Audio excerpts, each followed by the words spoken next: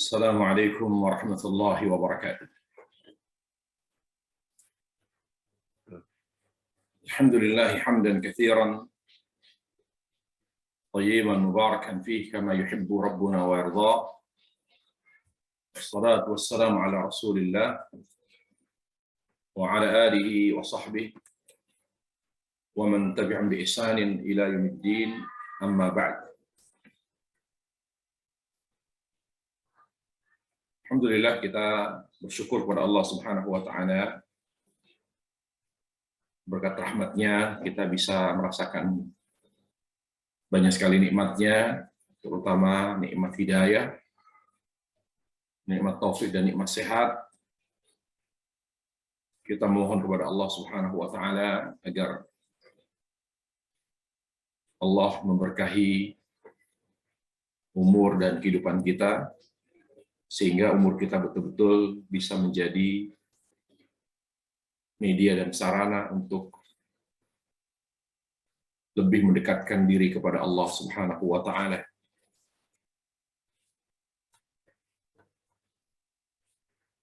Pada kajian kita pada hari ini,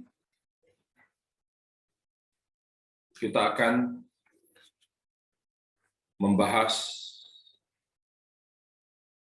hadis yang kedua dari hadis Arba'in Nawawi, yang terkenal dengan hadis Jibril. Hadis ini cukup panjang, tetapi banyak mengandung faedah dan manfaat ilmiah yang bisa memberikan pencerahan, meluruskan pemahaman, dan juga bisa kita amalkan dalam kehidupan kita sehari-hari.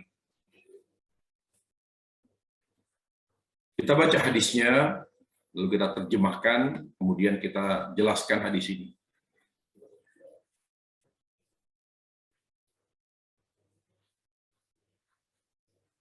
An Umar Khattab radhiyallahu anhu قال بينما نحن جلوس عند رسول الله صلى الله عليه وسلم ذات يوم اطلع علينا رجل شديد بياض الثياب شديد سواد الشعر لا يرى عليه أثر السفر ولا يعرف منا أحد حتى جلس إلى النبي صلى الله عليه وسلم فأسند ركبتيه إلى ركبتيه ووضع كفيه على فخذيه قال يا محمد أخبرني عن الإسلام. فقال رسول الله صلى الله عليه وسلم الإسلام أن تشهد أن لا إله إلا الله وأن محمد رسول الله وتقيم الصلاة وتؤتي الزكاة وتصوم رمضان وتحج البيت إن استطعت إليه سبيلا. قال صدقت فعجبناه يسأله ويصدقه. قال فأخبرني عن الإيمان. قال أن تؤمن بالله وملائكته وكتبه ورسله واليوم الآخر وتؤمن بالقدر خيره وشره. قال صدق. قال فأخبرني عن الإحسان. قال أن تعبد الله كأنك ترى فإن لم تكن ترى فإنه يراك. قال فأخبرني عن الساعة. قال ما المسؤول عنها بعلم من السائل. قال فأخبرني عن أماراتها. قال أن تلد الأمة ربتها وأن ترى الحفاة العراة العالة رعاء الشاة يتطاولون في البنيان. ثم انطلق فلبثت مليا ثم قال يا عمر أتدري من السائل؟ قلت الله ورسوله أعلم. قال فإنه جبريل أتاكم يعلمكم دينكم. رواه مسلم. Dari Umar Khattab radhiyallahu anhu dari Umar Khattab radhiyallahu anhu berkata, di saat kami duduk bersama Rasulullah SAW pada suatu hari, lalu tiba-tiba muncul ada seorang laki-laki yang memakai pakaian sangat putih dan rambutnya pun sangat hitam, namun tidak terlihat padanya tanda-tanda seorang musafir yang datang dari tempat yang jauh. Namun tidak ada seorang pun di antara kami yang mengenalnya. sehingga ia datang atau sehingga ia duduk ya dekat Rasulullah SAW, lalu dia meletakkan menempelkan lututnya di dekat ke lutut Rasulullah SAW dan meletakkan kedua telapak tangannya di atas pahanya. Kemudian orang itu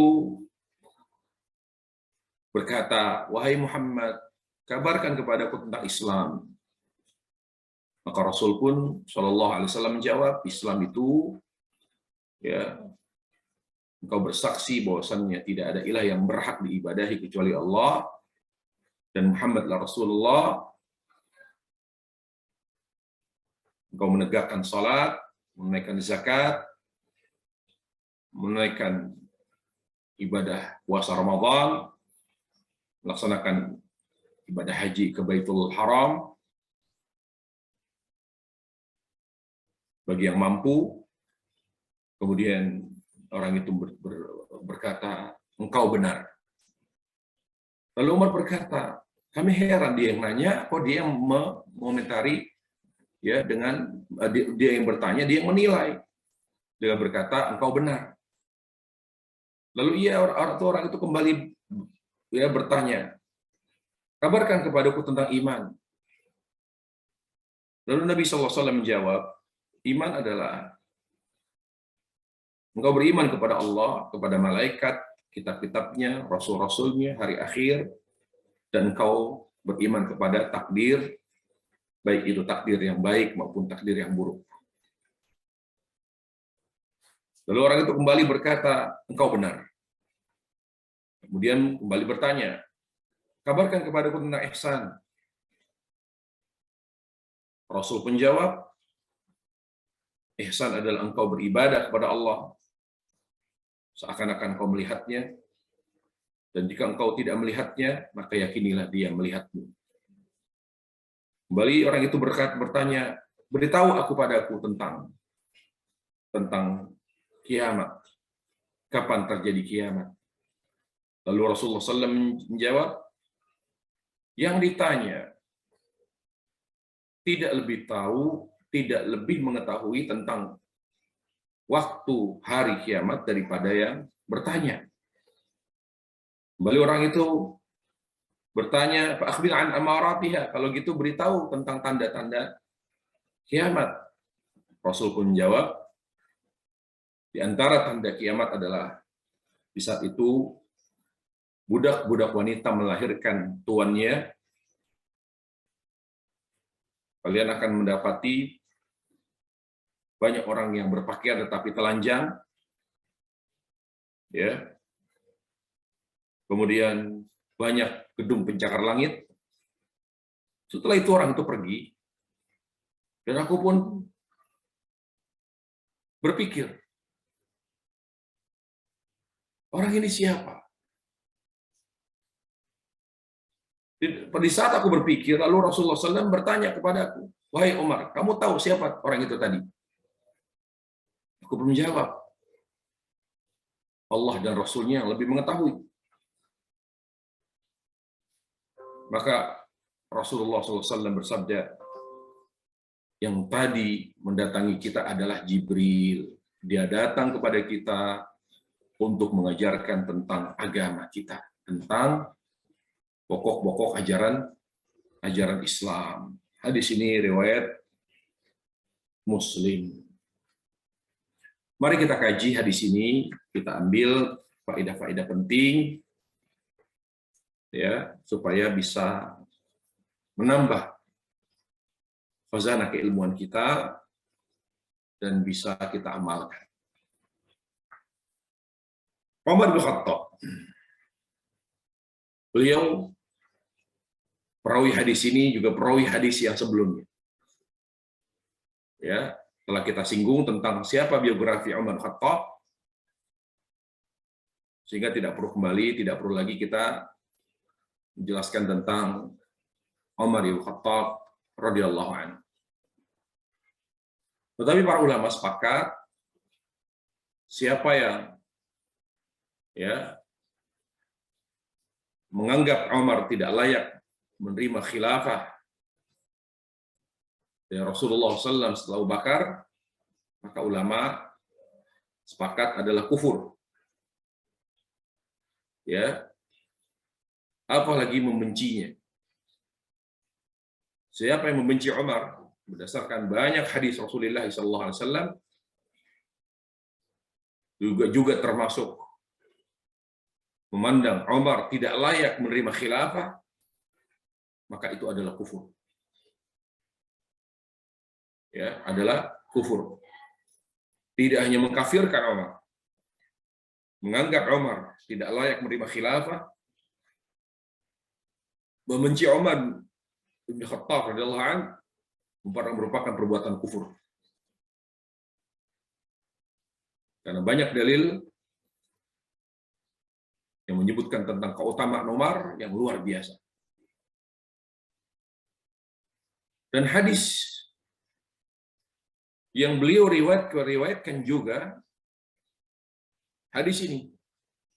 Hadis tentang tingkatan ya dalam agama Islam, maratibuddin. Bahwa dalam Islam hanya ada tingkatan. Tidak ada tingkatan-tingkatan yang lain selain 3 tingkatan tersebut, sebagaimana tersebut dalam hadis ini. Yaitu Islam, iman, dan ihsan. Islam, iman, dan ihsan. 3 hal tadi tidak bisa disamakan. Ya, tidak bisa disamakan. Islam, ya, Islam artinya dia mengakui kebenaran ajaran Islam, mengakui kebenaran ajaran Islam dengan lisan dan hati. Itu Islam. Kalau sudah mengamalkan, sudah mengakui Islam dengan hati dan lisan, kemudian mengamalkan, maka masuk ke wilayah iman. Kalau hanya mengamalkan tetapi tidak didasari oleh rasa cinta atau rasa takut, maka belum sampai kepada ihsan.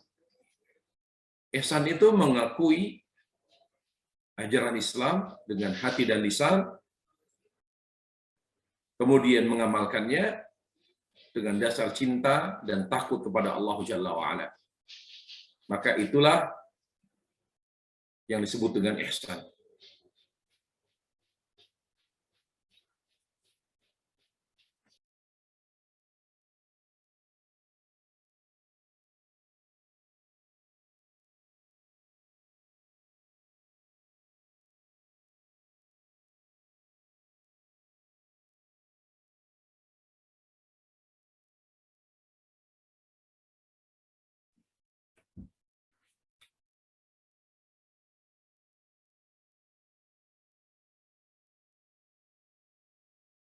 Dalam hadis disebutkan, ketika kami duduk bersama Rasulullah Sallallahu Alaihi Wasallam. Hadis ini merupakan dalil bahwa seorang Muslim harus bersosial. Seorang Muslim merupakan makhluk sosial yang harus berinteraksi dengan masyarakat. Dipertanyakan imannya ketika seorang Muslim, seorang mukmin enggan untuk berinteraksi dengan masyarakat. Lihat Rasulullah SAW berkenan duduk bersama sahabat Rasulullah SAW. Mereka duduk bersama, berkumpul bersama. Tidak pernah kita dengar Rasulullah SAW hanya bersama keluarganya, hanya berada di masjid untuk beribadah. Beliau Shallallahu Alaihi Wasallam adalah ahli ibadah, seorang anggota keluarga yang baik, pemimpin keluarga yang sangat baik. Tapi beliau juga merupakan anggota masyarakat yang betul-betul mampu bersosial dengan baik. Oleh karena Rasulullah SAW mengingatkan seorang mukmin harus berinteraksi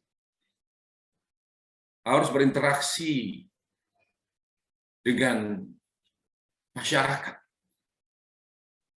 Dengan apa? Dengan akhlak yang baik. Dengan berinteraksi kita bisa menebar dakwah, menyampaikan nilai-nilai kebaikan yang kita awali dengan akhlak yang mulia. Rasulullah SAW bersabda, "Al-mu'min alladhi la yukhalitun nas, al-mu'min alladhi yukhalitun nas wa yasbir ala adahum, khairu min al-mu'min alladhi la yukhalitun nas wa lam yasbir ala adahum." Seorang mukmin yang mau berinteraksi dengan masyarakat, lalu sabar dalam menghadapi segala kekurangan yang ada pada mereka, lebih baik daripada seorang mukmin yang tidak mau bergaul, yang tidak mau berinteraksi sosial, karena dengan dalih tidak kuat menghadapi kekurangan dan kerusakan yang ada pada mereka. Nah, kalau kita tidak berinteraksi, lalu siapa yang memperbaiki mereka? Minimal kita berinteraksi dengan akhlak. Ketika mereka sudah terkesan dengan akhlak mulia kita, lalu mereka bertanya ya tentang agama secara iseng misalnya, secara santai. Di situ kita masuk, kalau kita tidak mampu menyampaikan, kita bisa sampaikan link-link YouTube atau apapun media sosial yang ada sekarang. Kita bisa arahkan kepada ustaz-ustaz tertentu, ceramahnya, kajiannya. Jadi pintu dakwah kepada masyarakat pertama adalah interaksi sosial dengan akhlak. Dengan akhlak. Masyarakat itu tidak mengerti tentang diri kita, apakah kita ini cerdas, pintar, hafal Quran. Yang mereka tahu dari diri kita adalah akhlak. Dua hal yang Nabi SAW ingatkan ketika kita berinteraksi sosial. Yang pertama akhlak, kemudian mampu menjaga lisan, yaitu berbicara sesuai dengan kebutuhan. Ada bahasa basi di sana. Tapi lisan yang kita gunakan, tutur kata adalah tutur kata yang baik. Seperlunya saja kita menyampaikan, kita berbicara penuh dengan bahasa basi, ya, penuh dengan adab. Jangan sampai kita demi bergaul dengan masyarakat, demi berinteraksi dengan masyarakat, sampai berbohong. Dua hal yang akan membuat kita dicintai oleh masyarakat. Kata Nabi alaihissalam, yaitu akhlak yang baik, kemudian berbicara secukupnya. Tidak sampai menghina, merendahkan, bergurau dengan penuh kebohongan. Basa-basi perlu. Ya.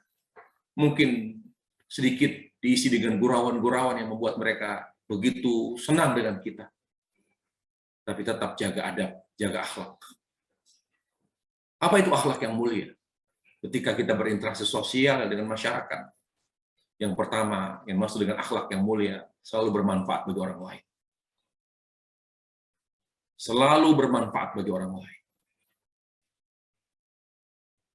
Dengan apa yang kita miliki. Dengan harta, dengan pengaruh, dengan pengalaman, dengan nasihat, dengan senyuman, selalu bermanfaat bagi orang lain. Ini adalah fondasi akhlak yang pertama. Selalu bermanfaat bagi orang lain. Pondasi akhlak yang kedua yang harus dijunjung dan dijaga oleh seorang muslim ketika berinteraksi sosial, kaful adha, tidak menyakiti. Tidak menyakiti orang-orang di sekitar kita. Baik dengan lisan kita maupun dengan tangan kita. Biar kita dizalimi, tetapi jangan kita yang menggolimi. Karena kapan kita menggolimi, walaupun kita berpenampilan islami, berjenggot, berhijab, bercadar, maka kita bukan lagi termasuk orang yang berakhlak. Karena orang yang berakhlak itu, dia tidak akan pernah menggolimi orang lain. Kaful adha. Apalagi dengan lisan. Tidak dikatakan seorang berakhlak mulia yang tidak bisa menjaga lisannya. Rasulullah SAW bersabda, al-mu'min, al-muslim, man salim al-muslimuna min lisani wa yadi. Seorang muslim yang sejati adalah seorang muslim yang tidak pernah menyakiti kaum muslimin yang lain dengan lisan dan tangannya. Kemudian akhlak itu juga yang merupakan pondasi akhlak mulia adalah murah senyum. Murah senyum. Jangan suka cemberut. Menimbulkan kesan bahwa kita adalah orang yang sombong. Kecuali akan menimbulkan fitnah. Oleh karenanya para ulama tidak membenarkan senyuman kita kepada lawan jenis. Kalaupun kepada lawan jenis dan itu tidak kecil kemungkinan terjadi fitnah. Misalnya kepada wanita, kalau kita laki-laki yang sudah berusia lanjut, kita senyum. Karena kita anggap mereka adalah orang tua. Di tengah masyarakat, di tempat tinggal kita, orang-orang yang dituakan, kita senyum. Senyum itu bagian dari akhlak. Orang yang mahal senyumnya, maka dia tidak dikategorikan sebagai orang yang berakhlak mulia. Sampai Nabi SAW bersabda, tabassumuka fi wajhi akhika shadaqah. Senyummu itu ibadah. Senyummu terhadap saudaramu itu ya sama muslim, saudaramu sama muslim adalah ibadah. Ibadah bukan hanya salat, ibadah bukan hanya puasa Ramadan, ibadah bukan hanya umrah. Tapi ibadah juga termasuk di dalamnya senyum. Karena senyum dapat membahagiakan hati orang lain. Menimbulkan kesan yang indah. Senyum itu pintu dakwah. Pintu dakwah, bagaimana kita bisa menyampaikan sesuatu yang baik kepada masyarakat. Dimulai dari akhlak. Yang simpel saja yaitu dimulai dari senyum. Kemudian fondasi akhlak yang berikutnya. Tidak pernah menyimpan dendam. Tidak pernah menyimpan dendam. Kebencian apapun di dalam dada. Lalu mudah memaafkan kesalahan orang. Sebanyak dan sebesar apapun kesalahannya. Fondasi akhlak mulia yang keempat. Tidak menyimpan dendam. Dan kebencian di dalam dada. Bahkan mampu untuk memaafkan segala kesalahan orang lain. Sebanyak dan sebesar apapun kesalahan yang mereka telah lakukan. Jaga empat ini.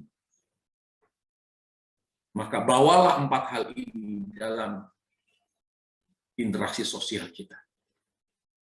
Namun ketika kita belum memiliki empat hal ini, yakinilah interaksi sosial kita lebih banyak memberikan mudarat daripada memberikan manfaat bagi masyarakat. Tampilkan akhlak, jaga akhlak, dengannya kita akan dekat dengan masyarakat. Di sana ada kehangatan silaturahim. Kita tidak berinteraksi dengan gelar. Kita tidak bermasyarakat dengan kehebatan pemahaman agama kita. Kita berinteraksi sosial dengan baik, dengan akhlak mulia, dengan penjelasan yang sudah saya sampaikan. Kemudian, ya, ittala alaina rajulun syadidu bayadis siyab. Ketika kami duduk bersama Rasulullah SAW, lalu tiba-tiba muncul seorang laki-laki. Laki-laki di sini adalah Jibril. Jadi malaikat itu, terutama Jibril, ketika mendatangi Rasul, dia menjelma menjadi seorang laki-laki. Dia tidak pernah menjelma menjadi seorang perempuan. Selalu Jibril ketika mendatangi Rasul, menjelma menjadi seorang laki-laki. Dan lebih sering beliau menjelma menjadi seorang laki-laki, mirip wajahnya seperti Dihya Al-Kalbi, salah seorang sahabat yang tampan rupanya.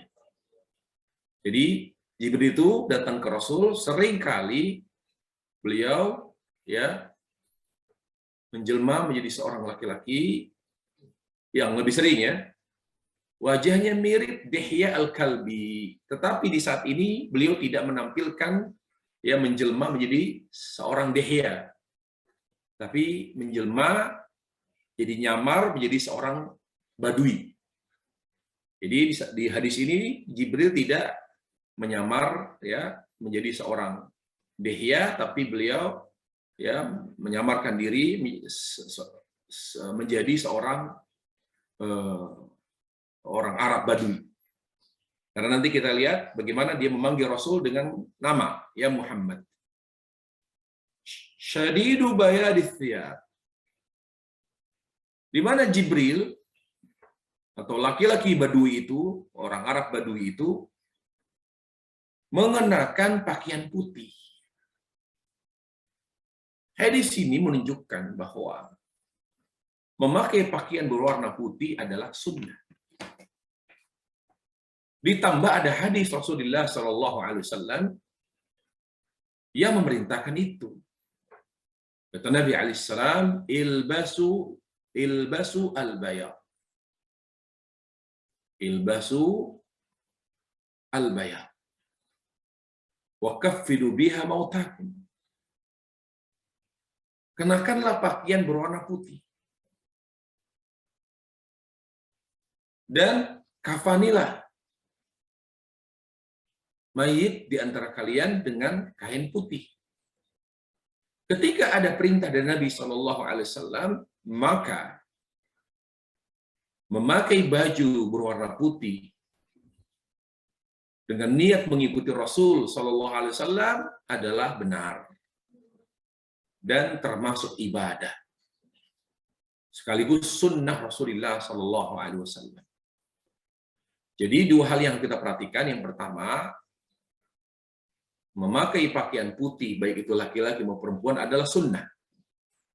Yang kedua, ketika kita memakai pakaian putih, berwarna putih, ya, ketika kita memakai pakaian berwarna putih, ya, maka niatkan untuk mengikuti sunnah Rasulullah Sallallahu Alaihi Wasallam.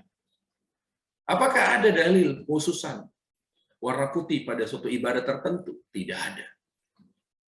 Tetapi lebih afdal. Karena warna putih lebih dicintai Allah Jalla wa'ala, maka pada saat kita mendekatkan diri kepada Allah, maka dianjurkan kita memakai pakaian warna putih. Ketika kita sholat fardu, ketika kita sholat Jumat, atau ketika ibu-ibu sedang menghadiri pengajian.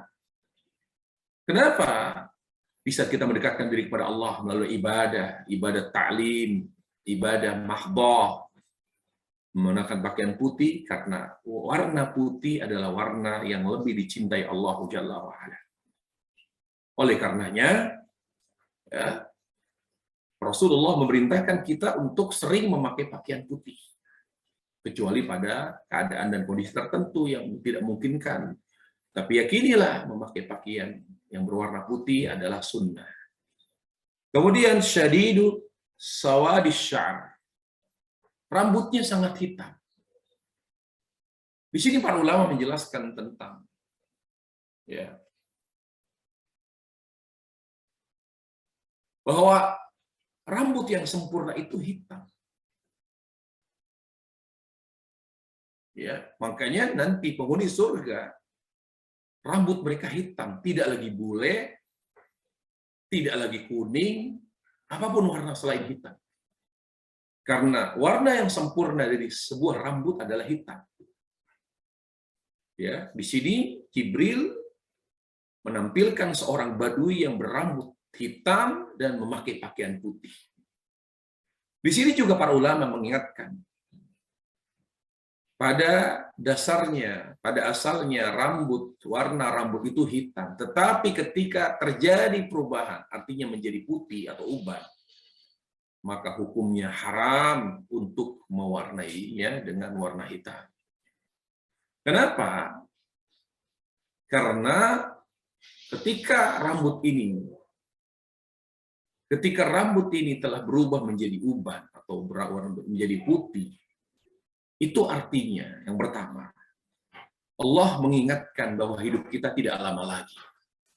Karena Allah menyebutkan uban dengan kata nadir. Waja'akumun nadir. Awalam nu'ammirkum ma yatadakkaru man tadakkar. Waja'akumun nadir. Ya, coba bisa dilihat di Al-Quran. Allah Jalla wa'ala menyebut uban dengan kata pemberi peringatan atau pengingat. Ya, waja'akumun nadir, lihat dalam Al-Quran, ya, surat Fatir ayat 37. Di sana Allah Jalla wa'ala berfirman, waja'akumun nadir, awalam nu'ammirkum ma yatadakkaru fihi man tadakkar. Di ayat ini Allah menjelaskan tentang makna hidup kita. Apa arti kehidupan dunia? Di sini Allah menjelaskan arti kehidupan dunia adalah kesempatan tunggal untuk mencintai dan mentaati Allah. Dari mana Ustaz dapat itu? Lihat ayat Fatir ayat 37. Jadi kehidupan dunia adalah kesempatan tunggal yang menentukan nasib akhirat. Untuk apa kesempatan tunggal itu? Untuk mencintai Allah Jalla wa'ala dan mentaatinya. Allah menyebut dua tadakkur. Tadakkur yang pertama mencintai Allah. Tadakkur yang kedua mengamalkannya, yaitu mentaati Allah. Lalu Allah Jalla di sini mengatakan waja'akumun nadir, dan telah datang kepadamu peringatan. Sebagian mufassir menafsirkan nadir yaitu uban. Jadi Allah memberi kita uban setelah umur 40 tahun, 45 ya. Dan seterusnya. Tolong jangan dirubah dengan warna hitam. Karena itu peringatan dari Allah bahwa hidup kita tidak lama lagi. Karena rata-rata umur umat Nabi SAW adalah 60 sampai 70. Dan sedikit yang melampaui 70 tahun. Berarti tinggal berapa tahun lagi kita hidup di dunia ini. Kita ini sedang menunggu, ya, kita sedang menunggu antrian untuk dicabut nyawa kita oleh malaikat maut. Jadi karena uban itu peringatan bahwa hidup kita sudah sebentar lagi, berarti kita harus fokus kepada iman dan amal soleh, tidak lagi urusan dunia yang menyibukkan diri kita. Suatu kebodohan kalau orang sudah banyak ubannya tapi masih sibuk urusan dunia, berarti dia tidak paham bahwa uban itu peringatan. Cobalah dilihat, dibaca surat ini, ayat ini. Ya, karena kita nggak bawa apa yang kita miliki di dunia. Kita nggak bawa harta, kita nggak bawa keluarga, kita nggak bawa rumah, mobil. Yang kita bawa hanyalah iman dan amal soleh. Jadi kalau orang sudah banyak berubah, fokuslah kepada apa yang dapat menebalkan iman. Ya, apa yang dapat meningkatkan amal soleh. Karena fokus kita adalah kepada bekal akhirat. Ya, peringatan ini Mayoritas ulama mengatakan itu 40 tahun. Ya, di atas 40 rata-rata orang sudah mulai tumbuh ubah. Jadi kapan kita fokus kepada bekal akhirat? Fokus kepada bekal akhirat. Mengurangi porsi kita kepada perhatian kita kepada dunia. Mengurangi kesibukan dunia kita kalau orang sudah umur 40. Sebagian ulama bilang 60. Berarti orang sudah 60 stop. Tidak boleh lagi ada urusan dunia. Dia kalau urusan bisnis serahkan kepada anak, kepada orang lain. Tidak lagi, dia hanya menerima hasil saja. Ya, untuk melakukan perkara mubah silakan, tapi itu pun sekedarnya saja. Tapi lebih banyak kepada peningkatan iman dan peningkatan takwa kepada Allah Jalla wa Ala. Kemudian la yura alaihi atharus safar. Tidak nampak padanya tanda-tanda sebagai tanda-tanda seorang musafir. Artinya orang musafir itu biasanya kumel atau berantakan. Ya, tidak rapi seperti sebelum dia berangkat safar. Hadis ini juga menunjukkan bahwa safar itu bagian dari azab. Melelahkan. Makanya Nabi SAW bersabda, "Yamnu ahadukum ta'amahu wa syarabah." Kalau orang sedang safar, maka seenak-enaknya safar, tetap tidurnya lebih enak di rumah sendiri. Tetap saja makannya lebih menikmati makan di rumah sendiri. Karena safar bagian dari azab, artinya melelahkan. Karena safar itu melelahkan, makanya dia termasuk udzur yang meringankan amal. Ya, apa yang paling jelas sekali keringanan yang Allah berikan dari safar? Safar termasuk udzur. Udzur itu bisa sakit, safar, ya, ketiduran, lupa.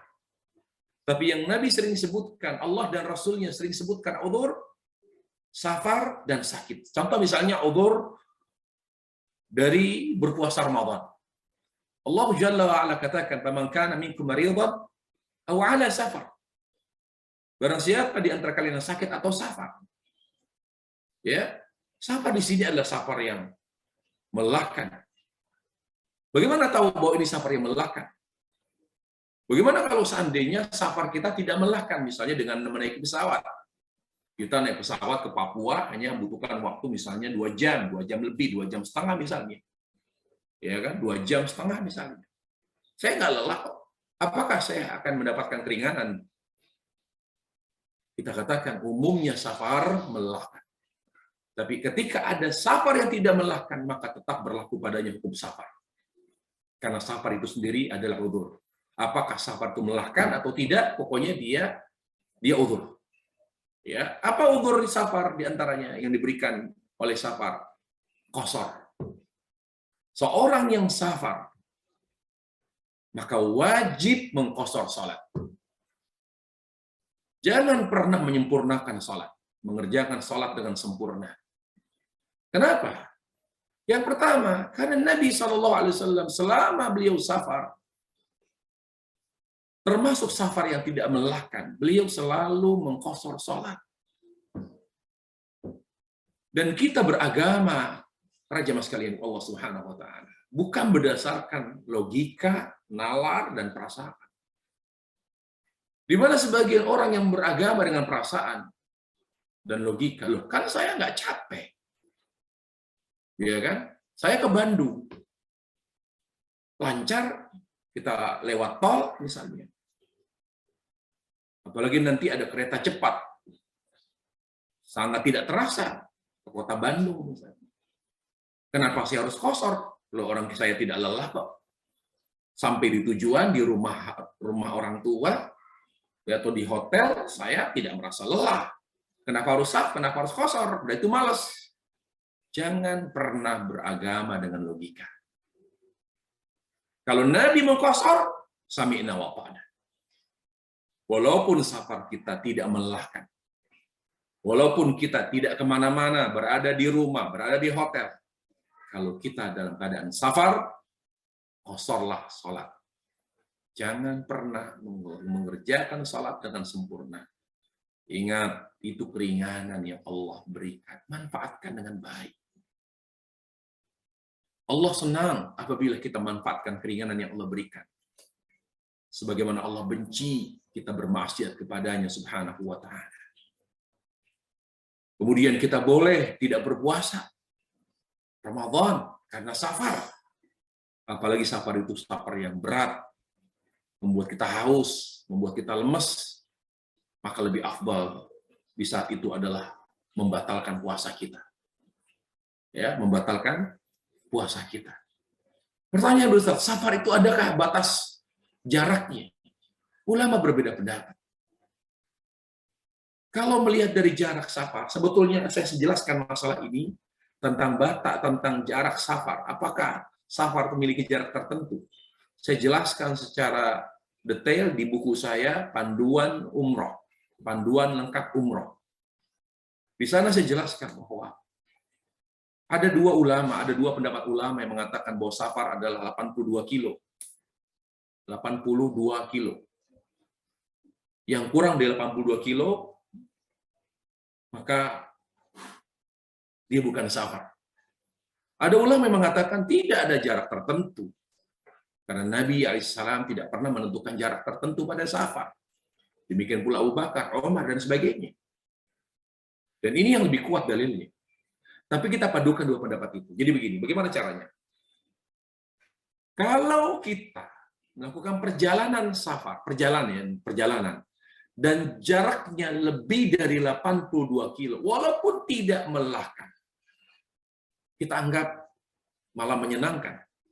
Ya, kita menikmati perjalanan itu. Tapi jaraknya sudah lebih dari 82 kilo, maka itu safar. Ke Bandung, tidak mungkin dia 82 kilo kurang. Dia pasti sudah di atas 80 kilo. Demikian pula puncak. Berapa jarak dari Jakarta ke puncak? Misalnya sampai ke Taun misalnya, apakah sampai 82 kilo? Kalau sudah sampai 82 kilo, ya, terlepas apakah nanti di sana macet atau tidak, maka dia berarti safar. Tapi kalau kurang, maka sholatlah dengan sempurna. Bagaimana kalau seandainya perjalanannya melelahkan, misalnya medan yang tidak mengenakan, jalannya segala macam, ya, bukan macet. Memang akses untuk menuju suatu tempat, ya, itu tidak baik, tidak mulus perjalanan. Jadi memang jalan itu sangat melelahkan. Kalau perjalanan sangat melelahkan karena faktor akses dan jalan, dan jaraknya kurang dari 82 kilo, maka dia safar. Jadi safar itu dilihat kalau dia jalannya mulus, ya, aksesnya bagus, maka 82 kilo lebih dia safar. Tapi ketika kita menuju suatu tempat, walaupun di bawah 82 kilo, tetapi akses untuk menuju suatu tempat itu sangat melelahkan. Ya, berlumpur, kemudian melewati sungai, kemudian jalannya rusak, dan sebagainya. Maka walaupun tempat yang kita tuju tidak sampai 82 kilo, maka dia termasuk safar. Begitulah cara mendudukkan perbedaan pendapat ulama, sebagaimana dijelaskan oleh Syekh Muhammad Shalih Al-Utsaimin rahimahullahu ta'ala. Wala ya'rifu minna ahad. Tidak ada seorang pun yang mengenal orang itu.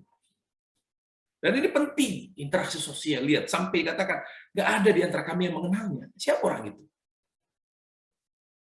Ya, maka tidak pantas kalau kita tinggal di suatu pemukiman, tinggal di suatu tempat, maka kita tidak mengenal tetangga kita. Apa yang Umar katakan di sini? Penekanan pentingnya seorang muslim berinteraksi sosial.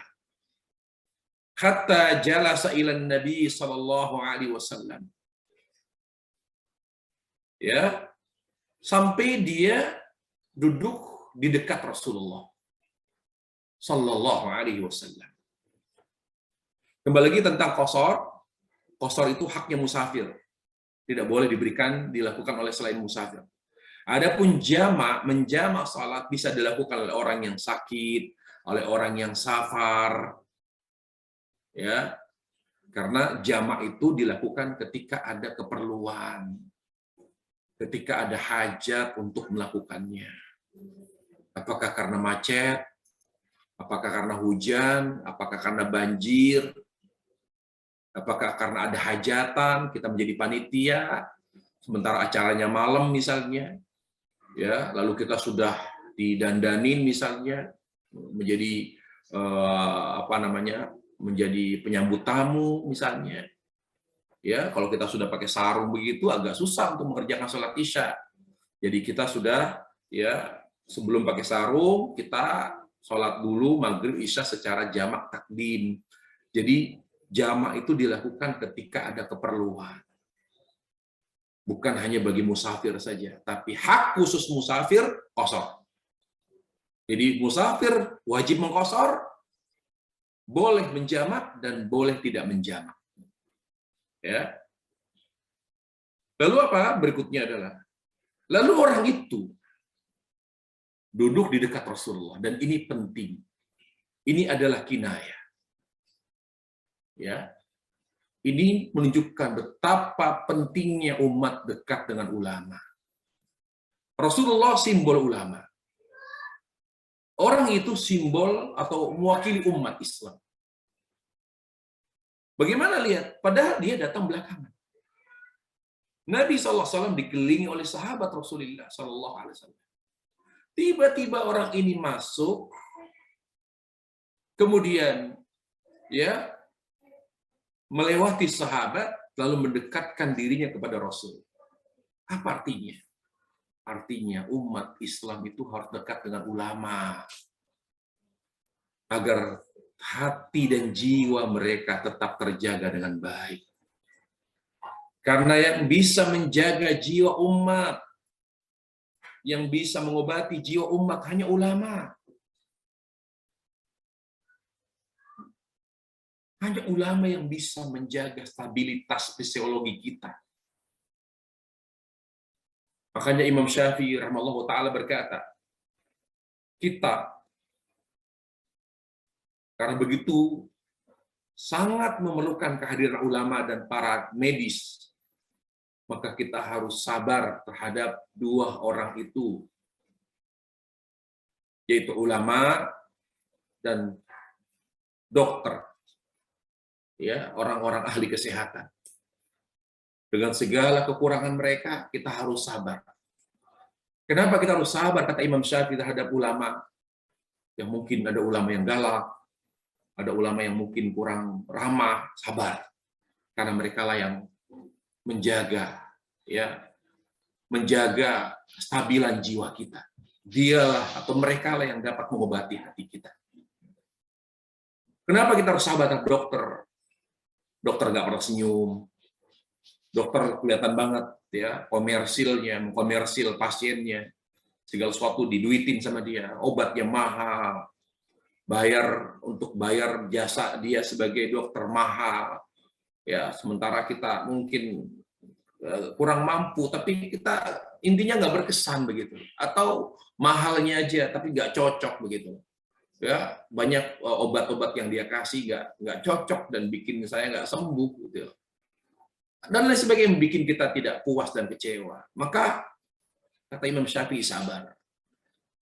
Ya, sabar untuk tetap mencari dokter. Bahkan kalau ada dokter yang tidak pernah senyum, tapi dia bagus dalam mendiagnosa penyakit pasiennya, bahkan ketika memberi obat tuh, alhamdulillah banyak yang sembuh dengan izin Allah.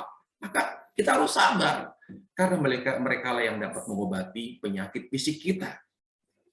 Nah, jadi dari redaksi yang ada di hadis ini, jalasa ilan Nabi, umat Islam harus dekat dari ulama. Jadi maknanya kita harus lebih mengenal figur ulama, tapi kita dihancurkan oleh Yahudi. Di mana kita lebih mengenal public figure. Umat Islam dibuat oleh orang-orang Yahudi, dibuat oleh iblis, lebih mengenal artis mereka, lebih dekat kepada public figure mereka daripada para ulama. Ya. Berapa banyak umat Islam yang mengenal ulama mereka? Berapa banyak umat Islam yang mengenal ustadz-ustadz mereka? Mereka lebih mengenal artis, public figure. Tanda keberkahan umat Islam ketika dia lebih mengenal umatnya, lebih mengenal ulamanya, lebih mengenal ustadz-ustadznya yang istiqomah di atas sunnah Rasulullah SAW. Dekat dengan seluruh ulama, ulama yang rabbani, bukan ulama su. Di sini, hadis ini mengajarkan kita untuk tidak semua ulama kita dekat, tapi ulama rabbani, ulama yang mengajarkan dalil, ulama yang meluruskan pemahaman umat, bukan yang hanya mampu menghimpun massa, bukan ulama yang lebih memanfaatkan umat, justru ulama yang takut kepada Allah Jalla wa'ala, ulama yang berilmu dan beramal, serta berdakwah. Bukan semua ustadz kita dekati, tapi ustadz-ustadz yang betul-betul mengajarkan kita Al-Quran, Sunnah, dan bagaimana memahami Al-Quran dan Sunnah sesuai dengan pemahaman sahabat Rasulullah. Itulah ustadz, guru yang harus kita dekati. Kemudian, wawada'a kaffaihi ala fakhidaihi. Lalu dia letakkan, lihat cara duduknya Jibril. Dia letakkan kedua tangan beliau di atas pahanya. Lihat. Cara duduk yang beradab. Berarti seorang murid itu harus punya adab. Adab yang harus kita berikan selain kepada kedua orang tua, terutama kepada guru kita, dengan tutur kata yang baik, menjaga tutur kata, ya, jangan sampai kita berani ngeledek ustadz kita, guru kita. Jaga ucapan kita. Tidak boleh sama cara kita berucap kepada teman kita, sahabat, seperti kita berucap kepada ustadz dan guru kita.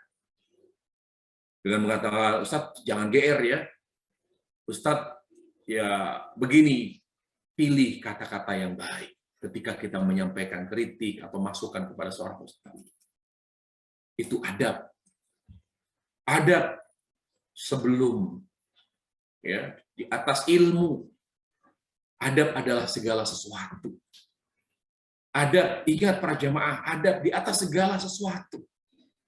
Di atas ilmu, di atas gelar, di atas kekayaan. Manusia itu bernilai dan memiliki harga diri dan kemuliaan di sisi Allah Jalla wa'ala karena adab. Manusia akan dihargai karena adab. Seorang murid itu sangat dicintai oleh gurunya karena adab. Makanya dulu para ulama salaf, para ulama sahabat tabi'in, ketika mereka berpesan kepada guru ngaji, guru agama anak-anak mereka, apa yang mereka sampaikan? Ajarkan anak-anak kami adab sebelum mereka diajarkan Al-Quran. Allimuhumul adab qabla an tu'allimuhumul Quran. Ajarkan mereka adab. Adab.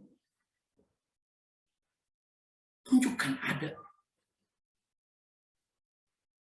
Bertutur kata yang betul-betul hati-hati dalam memilih kata-kata ketika akan berbicara dengan guru. Bila perlu, kalau memang kita menunjukkan rasa ta'zim kita kepada guru kita dengan cara mencium tangan, cium tangannya. Itulah cara, salah satu cara Allah memberikan ilmu kepada kita. Urgensi adab. Banyak orang hanya menyangka seorang mendapatkan ilmu karena pintar. Salah satu pintu ilmu agama adalah adab. Lihat bagaimana seorang Zaid bin Thabit ketika dia menaiki seorang ulama, seorang sahabat dari ulama di kalangan sahabat Rasulullah SAW. Dia sedang naik onta gitu ya. Kemudian Ibnu Abbas ketika melihat Zaid bin Thabit akan turun dari ontanya, lalu Ibnu Abbas bergegas menghampiri, kemudian ingin membantu, ya, memegang kakinya, ditahan dengan kedua telapak tangannya, membantu Zaid untuk turun dari ontaknya. Lalu Zaid menolak. Kata Zaid bin Thabit, kamu ini kamu ini adalah Ahlul Bait. Kamu adalah Ibnu Abdi Rasulillah, anak seorang paman Rasulullah. Tidak mungkin saya akan merendahkanmu. Kamu ini keluarga Rasulullah. Apa kata Ibnu Abbas? Kami diajarkan oleh Rasulullah untuk memuliakan ulama, untuk memuliakan guru. Zaid bin Thabit adalah seorang ulama. Ibnu Abbas saat itu masih muda umurnya. Tapi karena Nabi mengajarkan kepada seluruh sahabat untuk memuliakan ulama dari kalangan sahabat Rasulullah SAW. Makanya ilmu agama sahabat berkah. Karena mereka adalah orang-orang yang penuh adab. Betul-betul dijaga adab mereka terhadap ulama. Salam ketika ketemu, dia cium tangan. Assalamualaikum Ustaz. Ya. Bahkan tidak berani memandang wajahnya. Dia tundukkan wajahnya. Dan bentuk-bentuk adab yang lain. Kemudian dia bertanya. Dan ini bertanya itu salah satu pintu ilmu. Makanya Mujahid radhiyallahu anhu rahimahullahu taala berkata, la yanalu ilma mustahin wa mustakbir. Tidak akan pernah diberikan ilmu oleh Allah seorang yang pemalu, malu bertanya akan sesuatu yang dia tidak paham, dan sombong, gengsi untuk bertanya. Seorang yang ingin belajar, yang ingin mendapatkan ilmu agama, dia harus berani bertanya akan sesuatu yang tidak ia paham. Karena salah satu pintu ilmu adalah bertanya. Lihat di sini Jibril bertanya, "Ya Muhammad, akhbir Islam. Islam itu apa? Mal Islam. Beri kabar kepadaku tentang Islam." Dia bertanya. Ya, dia bertanya. Karena dengan bertanya itu lebih berkesan. Ya, ketimbang mendapatkan ilmu ya ketika guru kita menyampaikan ilmunya, ya, maka kita terima. Tapi itu bisa juga cepat lupa. Tapi ketika ya kita bertanya kepada guru yang kita selama ini tidak paham, lalu kita tanya, guru, ustadz, ya, hafidhakallah, semoga Allah selalu melindungimu, semoga Allah selalu memberkahi ilmumu dan keluargamu.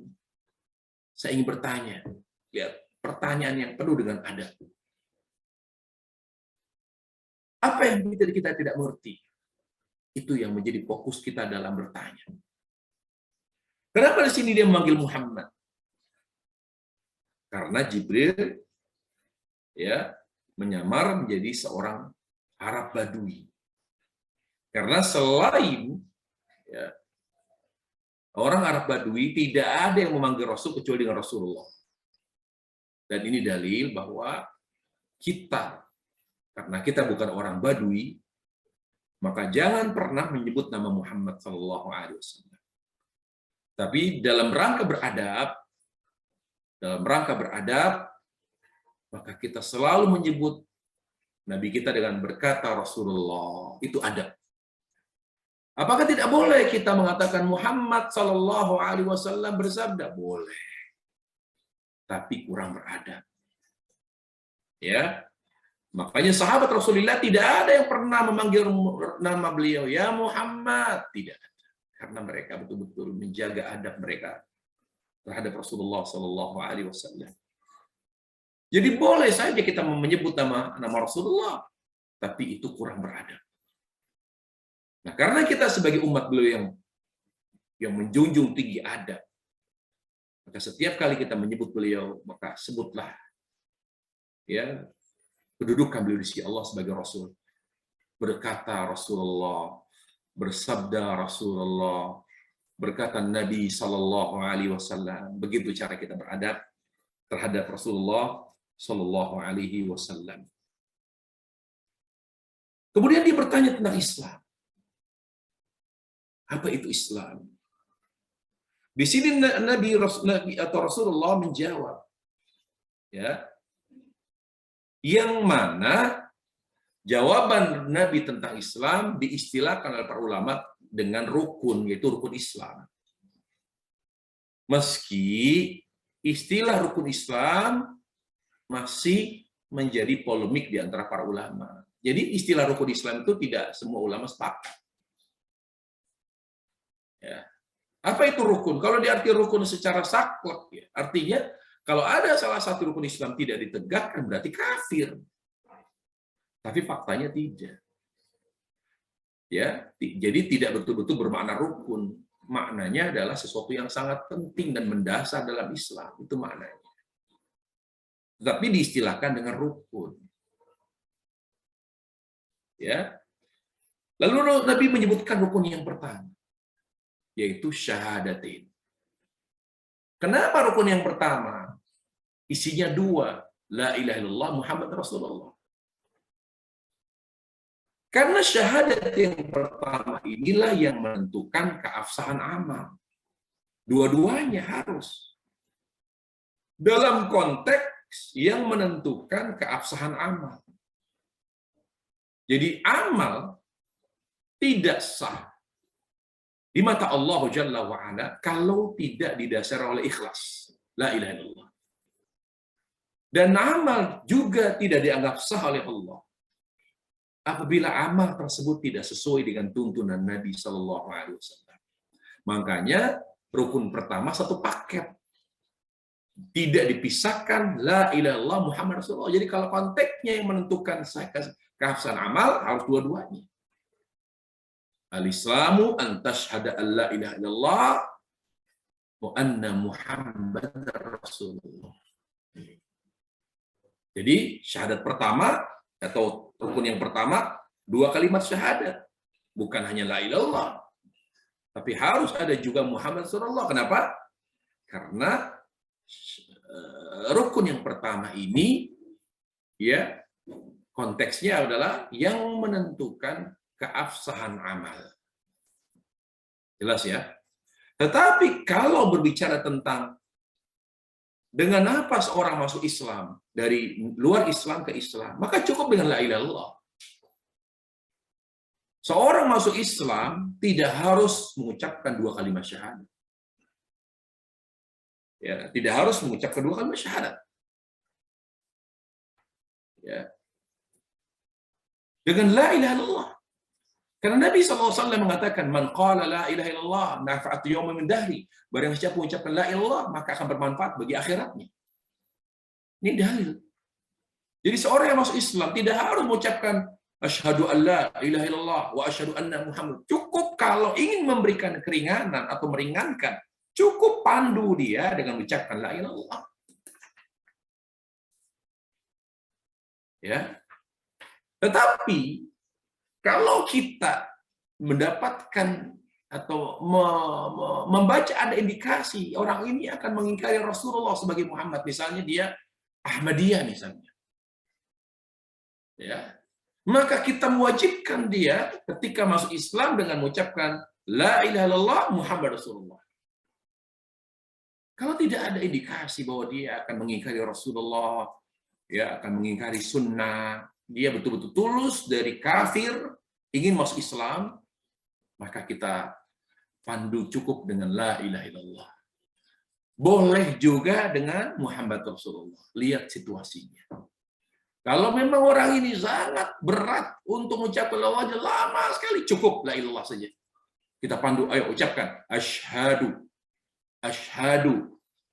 la ilaha illallah. Kalau memang dia mengalami kesulitan mengucapkan la ilaha illallah saja, jangan dipaksa untuk mengucapkan wa asyhadu anna Muhammad Rasulullah. Ya, karena itu bertolak belakang dengan ruh Islam, itu agama yang mudah. Kemudian apalagi?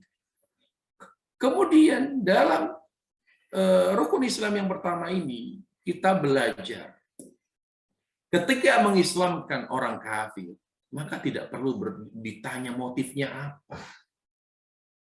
Jangan pernah kita bertanya, ya, cuma mengingatkan saja boleh. Ya, ketika kita masuk Islam, hendaklah betul-betul masuk Islam karena Allah. karena ingin masuk surga, karena ingin mendapatkan kebahagiaan dunia akhirat. Jadi jangan bertanya, kamu masuk Islam karena apa nih? Karena hanya ingin mendapatkan seorang wanita muslimah, menikahinya, atau karena apa? Karena faktor ekonomi misalnya.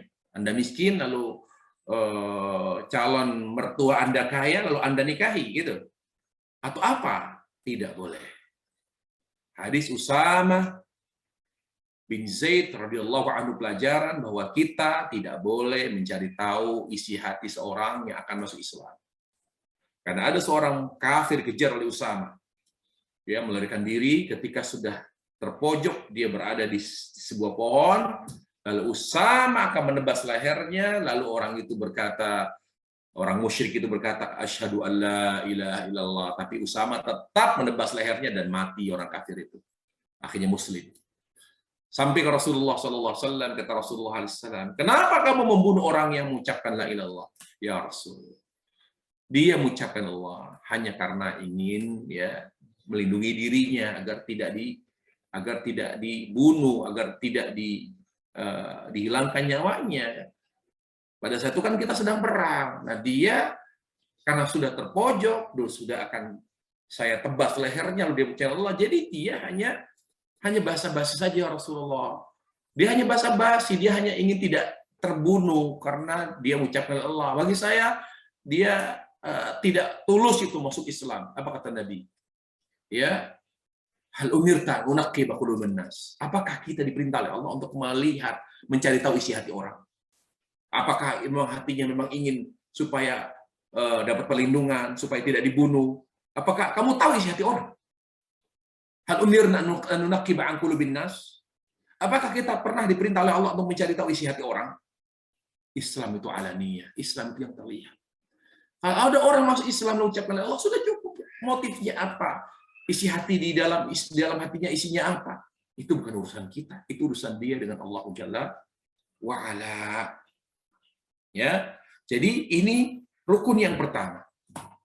La ilaha illallah Muhammad Rasulullah. Apa makna la ilaha illallah? Ikhlas. Ikhlas lillahi azza wa jalla. Maknanya tauhid. Jadi siapa yang belum bertauhid kepada Allah, maka dia bukan muslim. Karena Islam itu tauhid, la ilaha illallah. Ya, makanya apa ayat Islam? Kata Syekh Muhammad Abdul Wahab rahimahullah, Islam itu ada dua. Ada Islam yang umum, Islamnya para nabi, dari Nabi Adam sampai Nabi kita Muhammad SAW. Apa makna Islam yang umum? Islamnya para nabi, yaitu tauhid. Al-istislamu lillah bitauhid wal bara'atu minasyirik wa ahli. Jadi makna Islam adalah tauhid. Jadi berserah diri kepada Allah dengan tauhid dan berlepas diri dari segala bentuk kesyirikan dan pelakunya. Itulah Islam. Hakikat Islam itu adalah tauhid. Kemudian kenapa ada Muhammad Rasulullah? La ilallah Muhammad Rasulullah. Jadi Islam itu tauhid. Syirik bukan bagian dari Islam. Karena hakikat Islam tauhid. Lalu apa makna Muhammad Rasulullah? Maknanya adalah jalan menuju tauhid adalah sunnah. Kita mengikuti ajaran Islam yang sesuai dengan tuntunan Nabi adalah jalan menuju tauhid. Mustahil seorang bisa bertauhid kalau dia tidak mengenal tuntunan Nabi SAW. Mustahil seorang bisa mengokohkan tauhidnya kepada Allah Jalla wa'ala kalau dia tidak mengenal Islam sesuai dengan tuntunan Nabi SAW. Islam yang ala Syiah tidak membuat kita bertauhid. Lihat Syiah. Islam ala Syiah, lihat. Siapa yang mencetuskan makam keramat? Mereka. Fenomena syirik itu makam keramat. Siapa? Kalau kita flashback ke belakang, kita melihat sejarah cikal bakal makam keramat. Kalau tidak salah, ya. Tetapi salah satu perintis makam keramat orang-orang Syiah. Orang-orang Syiah. Jadi semua Islam, semua kelompok Islam yang melenceng dari tuntunan Nabi, lihat kehidupan mereka. berujung kepada syirik. Apa yang membuat kita semakin bertauhid kepada Allah? Yang membuat kita semakin bertauhid kepada Allah Jalla wa'ala adalah sunnah. Ketika kita meniti, menjalankan ajaran Islam secara kafah. Itu menjalankan seluruh ajaran Islam yang sesuai dengan tuntunan Nabi Sallallahu Alaihi Wasallam. Coba simak hadis Nabi Alaihi Wasallam. Kata Nabi Sallallahu Alaihi Wasallam, la tusubbu ashabi. Fawalladhi nafsu Muhammadin biyadi. Law anna ahadakum anfaqa mithla Uhudin dhahaba ma balagha mudda hadimul nasifa.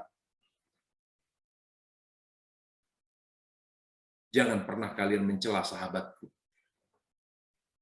Demi jiwa Muhammad yang ada di tangannya, seandainya mereka, yaitu sahabatku, berinfak, ya, seandainya kalian umatku setelah sahabat Rasulullah berinfak segunung emas, maka tidak akan menyamai pahala pahala infak sahabatku, walaupun hanya segenggam tangan, bahkan separuhnya. Kenapa infak sahabat yang sedikit lebih besar pahalanya? Karena mereka berinfak dengan ikhlas. Hidup mereka syarat dengan tauhid. Kenapa mereka adalah orang-orang yang bertauhid, orang-orang yang betul-betul ikhlas? Karena mereka berpegang teguh dengan tuntunan Nabi Sallallahu Alaihi Wasallam. Allah buat mereka bertauhid karena mereka selalu berpegang teguh dengan tuntunan Nabi Sallallahu Alaihi Wasallam dan sunnahnya.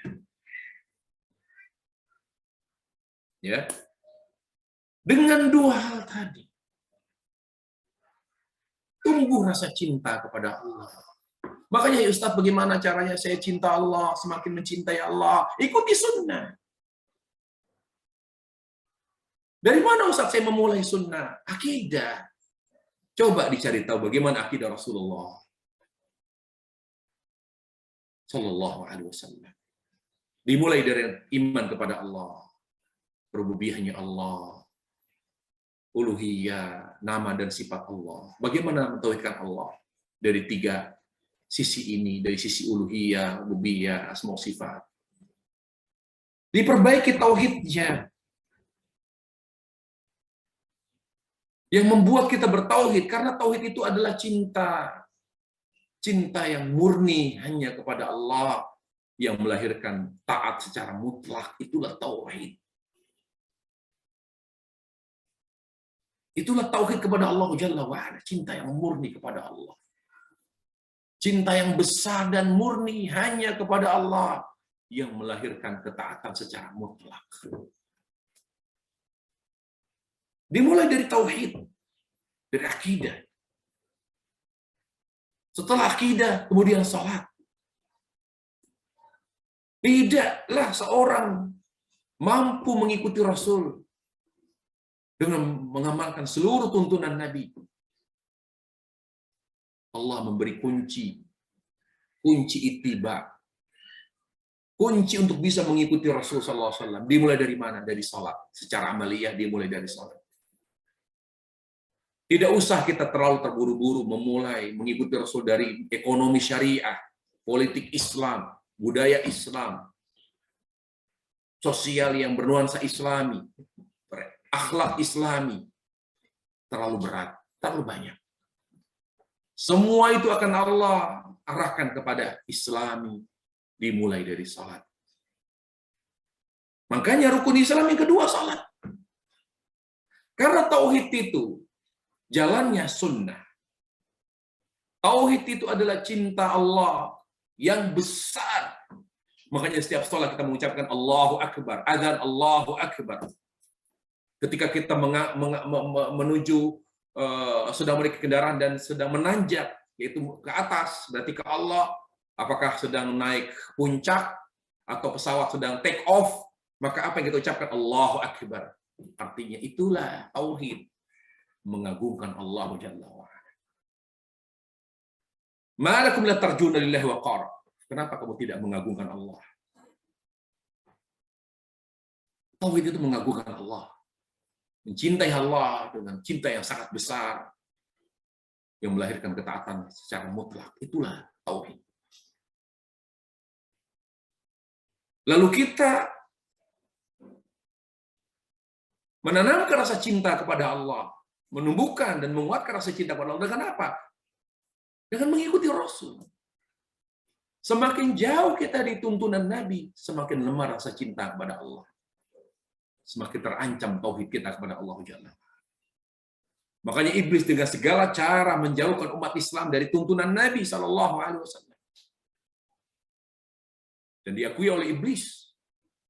Diriwayatkan dalam sebuah riwayat, dikatakan atau ditanya, iblis, siapa yang kamu paling takuti? Yang paling saya takuti, yang paling saya khawatirkan adalah ketika umat Islam kembali kepada sunnah. Karena kalau mereka kembali kepada sunnah, berarti mereka akan kembali kepada tauhid.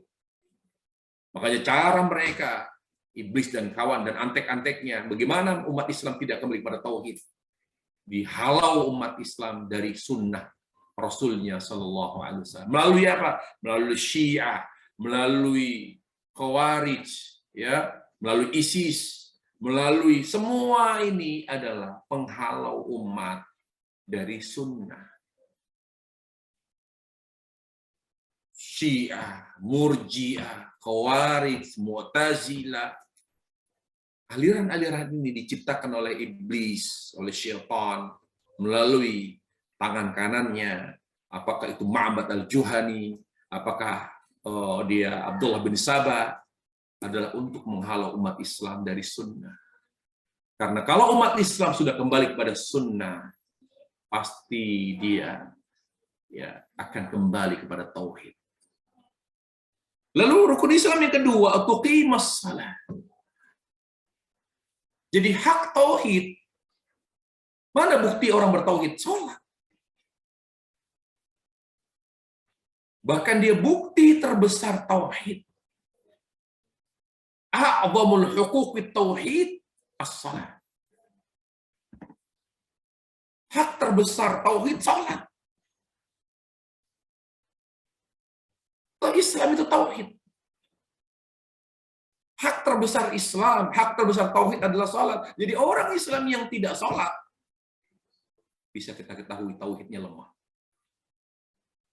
Bisa kita ragukan keislamannya. Makanya tidak heran sebagian ulama di antara Imam Ahmad bahkan menganggap kafir orang Islam yang awalnya Islam lalu dia tidak sholat, walaupun sholatnya mungkin tidak meninggalkan seluruh sholat, tapi sebagian ditinggalkan, sebagian dikerjakan, tetap kafir. Berdasarkan hadis Nabi alaihissalam, al-ahdul ladzi bainahu wa bainal kufri as-shalah, faman tarakaha faqad kafar.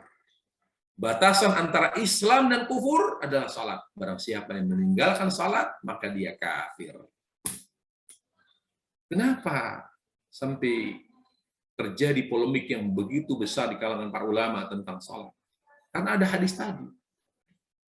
Dan mereka, para ulama sepakat bahwa salat itu hak terbesar tauhid. Hak terbesar seorang muslim, keislaman seorang muslim. Haknya apa yang pertama? Yang wajib dia tunaikan, yang harus dia berikan adalah salat. Salat. Bukti tauhid secara amal. Quran. Bukti tauhid secara lisan. Husnudzon. Berbaik sangka kepada Allah Jalla wa'ala. Dan cinta kepada Allah. Bukti tauhid secara hati. Saya ulangi. Cinta kepada Allah dan selalu berbaik sangka kepada Allah. Bukti tauhid secara hati. Al-Quranul Karim. Seorang yang sering membaca Quran, menghafal Quran, adalah bukti tauhid secara lisan. Karena ulama sepakat bahwa zikir terbaik bukan la ilaha illallah, bukan Allahu Akbar, bukan Subhanallah. Zikir terbaik adalah Al-Quranul Karim. Makanya satu huruf 10 pahala. Dan bukti tauhid terbesar secara amal adalah salat. Makanya tidak heran di ikhwatal iman, orang yang ogah-ogahan, orang yang tidak menjaga kualitas salatnya, Maka lihat tauhidnya, lihat ikhlasnya. Makanya ditanya, Ustaz kenapa ya kok ikhlas saya susah ikhlas? Karena kita tidak menjaga sholat. Apa yang kita jaga Ustaz dari sholat? Para ulama berbeda pendapat. Apakah sholat di sini mencakup sholat fardu, sholat sunnah, sholat jenazah, sholat tahajud? Apakah sholat yang dimaksud semua sholat? Enggak. Yang dimaksud dengan tuqimus sholat, yang merupakan bukti tauhid, yang merupakan hak tauhid terbesar adalah sholat 5 waktu. Sholat fardu 5 waktu. Sholat fardu 5 waktu bukti tauhid. Tidak sholat yang lain. Sholat 5 waktu. Sholat fardu 5 waktu bukti tauhid. Hak tauhid yang harus kita jaga. Makanya Allah menyuruh kita untuk menjaga sholat. Kenapa Allah menyuruh kita menjaga sholat? Supaya kita bisa menjaga tauhid. Supaya kita bisa menjaga ikhlas kita. Hati kita agar tetap ikhlas. Coba lihat Al-Quran. Bagaimana Allah dalam surat Al-Baqarah ya, memerintahkan kita untuk betul-betul pandai ya, menjaga sholat. Lihat Al-Baqarah ayat 238. Allah berfirman, "Hafidhu 'ala shalawati was salatil wusta wa qumu lillahi qanitin." Jagalah salat fardumu, terutama salat asarmu. Karena Nabi menafsirkan al-wusta yaitu al-asr, salat asar. Maka kerjakanlah salat dengan khusyuk. Jadi kenapa kok Ustadz, kok saya susah ikhlas ya? Kok tauhid saya tidak mantap? Khawatir takut miskin. Banyak sekali yang saya rasakan betapa lemahnya tauhid saya kepada Allah. Ya, karena selama ini selain kita tidak mengenal Allah Jalla wa'ala, juga seringkali kita tidak pandai menjaga sholat. Yang pertama kali dikatakan upaya untuk menjaga sholat adalah khusyuk dalam sholat. Karena khusyuk dalam sholat membantu kita untuk lebih ikhlas. Khusyuk dalam sholat membuat kita akan semakin bertauhid kepada Allah Jalla wa'ala. Semakin kuat tawakal kita kepada Allah. Lihat Allah dalam surah Al-Mu'minun. Allah sebut sholat itu ya khusyuk. Kalau tidak khusyuk bukan sholat. Ya, Allah katakan dalam ya surat Al-Mu'minun. Ya, Allah katakan qad aflahal mu'minun. Sungguh beruntung orang-orang beriman. Di sini Allah menyebut sholat orang yang sholat, tapi bukan orang yang benar sholatnya. Bukan pula orang yang selalu mengerjakan sholat di awal waktu. Bukan pula Allah menyebutkan orang yang sholat pada tempat yang benar, yaitu sholat di masjid, sholat di rumah. Tapi yang Allah sebut tentang sholat, alladzina hum fi sholatim khashi'un. Yang senantiasa mengerjakan sholat dengan khusyuk. Makanya kita jarang mengerjakan sholat dengan khusyuk, tidak heran. Ikhlas kita lemah. Orientasi kita kepada Allah itu sangat lemah. Hati yang terarah kepada Allah juga sangat lemah koneksinya. Kenapa? Karena banyak dari sholat kita dikerjakan secara tidak khusyuk. Banyak pikiran-pikiran. Jadi kunci sholat itu di khusyuk. Pertama yang harus kita upayakan agar mengikuti Nabi yaitu sholat. Nggak usah kita gembar-gembor, yuk kita menggalakkan ekonomi syariah, ekonomi tanpa riba. Nggak usah repot-repot, terlalu berat itu. Apalagi yang setiap harinya tidak lepas dari riba. Berat. Dari akarnya dulu, apa yaitu sholat. Ingat, sholat itu kunci kebaikan seluruh amal.